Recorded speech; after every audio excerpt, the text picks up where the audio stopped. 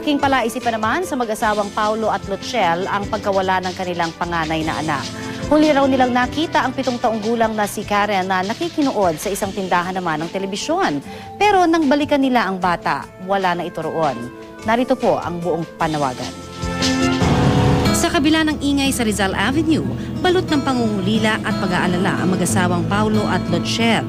Halos magtatatlong buwan na kasi mula nang huli nilang nakapiling ang panganay na anak na si Karen, 7 taong gulang. Minsan daw kasing isinama ni Paulo ang bata sa trabaho niya sa Raon. Iniwan daw niya ito pansamantala sa isang sulok habang nakikinood ng TV ang bata sa isang tindahan ng appliances. Pero nang balikan niya ito, wala na rito si Karen.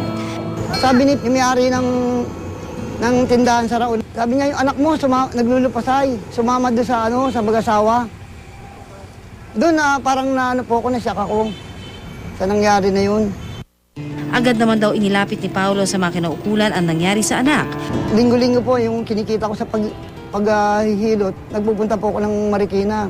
Pinamamasahe ko, tapos ikot ako ng ikot sa Marikina. Hindi ko naman po makita yung kung alin parlor doon ang pupuntahan ko dahil para po ako nangangapa sa dilim.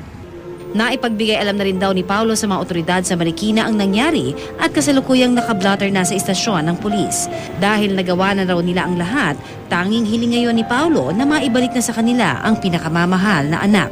Kung maganda po ang inyong kalooban, maawa naman po kayo sa amin kasi iisang anak kong babae yan parang hindi na rin po ako nakakatulog Gawa ng hindi ako nakakapaghanap buhay ng maayos, gawa ng naiisip ko yung anak ko si Karen. Nananawagan po ako sa inyo kung maaari sana. Kung hindi na naman tayo magkausap, ibalik niyo na lang po yung anak ko dito sa Raon. Si Karen ay may bilugang mata, payat at kayumanggi ang balat. Kung sino man po ang nakakita o nakapansin kay Karen, maaari pong itawag agad sa mga numero sa inyong TV screen.